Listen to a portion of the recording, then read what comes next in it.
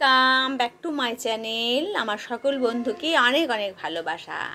আজকের এই বৃষ্টির সন্ধ্যাতে আজকে আমি গরম গরম বানিয়েছি চিকেন পকোড়া। আমি কি করে বানালাম সেটাই আপনাদের সাথে আমি শেয়ার করে নিচ্ছি। এবার পকোড়ার জন্য আমি যে চিকেনটা নিয়েছি তাতে আমি প্রথমেই ভিনিগার দিয়ে দেব 1 চামচ। 1 চামচ ভিনিগার দেওয়ার পরে আমি 1 চামচ দিয়ে দেব সয়া সস।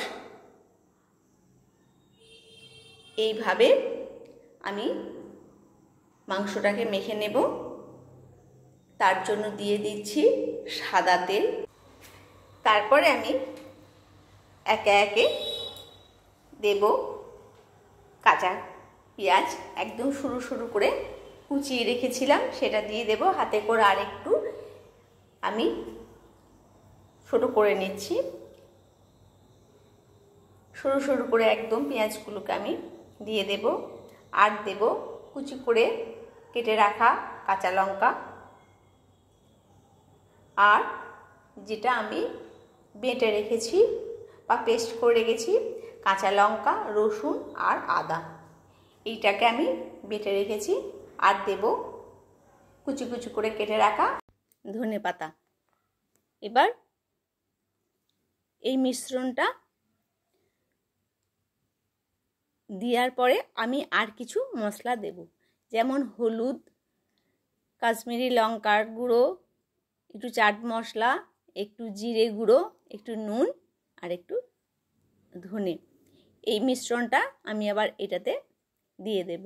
চিকেন পকোড়া এখন প্রত্যেক বিয়ে বাড়িতেই প্রথমে বাচ্চারা এত ভালোবাসে বলে, প্রত্যেকেই ভালোবাসে বলে এখন সব জায়গাতে চিকেন পকোড়া ভীষণই ভাবে খাওয়া হয় বা দেওয়া হয়। আমাদের ঘরেও যখন মাংস নিয়ে আসা হয় তখন আলাদা করে পকোড়া বানানোর জন্য মাংস কেটে নিয়ে আসা হয়। তো কারণ এখন এই পকোড়াটা সন্ধেবেলায় চায়ের সাথে বা এমনি বাচ্চারা ভীষণই খেতে ভালোবাসে। তো এই মিশ্রণটা আমি ভালো করে মশলাগুলোর সাথে একদম মাখিয়ে নেব।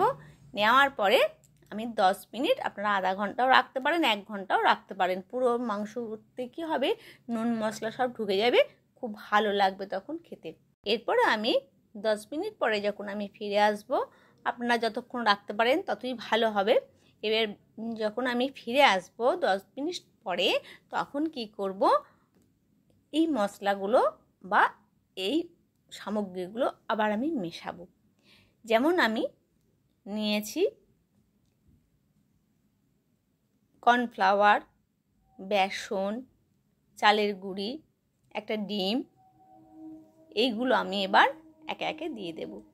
যদি মশলাটা একটু বেশি নুন দেওয়ার ফলে যদি নরম হয়ে থাকে তাহলে বেশি করে বেসন দেওয়ার দরকার আছে, না হলে খুব বেশি বেসন দেওয়ার কোনো দরকার নেই, জাস্ট একটু মাখানোর জন্য। আর দিয়ে দেব আমি কর্নফ্লাওয়ারটাও পকোড়াগুলো খুব টেস্টি হয় খেতে, ভীষণই ভালো লাগে। কর্নফ্লাওয়ারটা আমরা দিলেই ভালো। তবে চিকেন পকোড়া আমাদের ঘরে যা সামগ্রী থাকবে সেই দিয়েই খেতে ভীষণই ভালো। শুধু হয়তো বেসন থাকলো, বেসন দিয়ে বানালেও হবে, পেঁয়াজ দিয়ে বানালেও হবে, পেঁয়াজ না দিলেও ক্ষতি নেই। তবে একটু চিকেন তো একটু রসুনটা দিলে খুব ভালো লাগবে খেতে, রসুনটা একটু দরকার।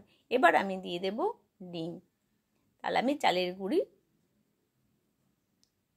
আর বেসন কর্নফ্লাওয়ার মিশ্রণে আমি খুব ভালো করে ব্যাটারটা বানিয়ে নিলাম। এবার কড়াইয়ের মধ্যে আমি তেল গরম করতে দেব। তেলটা একটু বেশি করে দিতে হবে, কারণ এটা পকোড়াটা যেহেতু ভাজা হবে সেহেতু আমি তেলটা বেশি করেই দিয়েছি। তেলটা যখন আমার গরম হয়ে আসবে তখন আমি একা একা পকোড়াগুলোকে ছেড়ে দেব। আর বেশি কিন্তু আঁচটা দিলে হবে না, কারণ ওপর থেকে পুড়ে যাবে, যেহেতু পেঁয়াজ দেওয়া আছে। হালকা আঁচটা খুব বাড়িয়ে নিয়ে তারপরে কমিয়ে নিয়ে পকোড়াগুলোকে ধীরে ধীরে ভেজে নিতে হবে, তাহলে আর ভেতর থেকে কাঁচা ভাবটা থাকবে না। তো এইভাবে উল্টে পাল্টে কিন্তু আমি পকোড়াগুলোকে ভেজে নিলাম। দেখুন মোটামুটি আমার পকোড়া হয়ে গেছে। এবার আমি পকোড়াগুলোকে প্লেটের মধ্যে তুলে নেব। এবার চায়ের সাথে পরিবেশন করুন।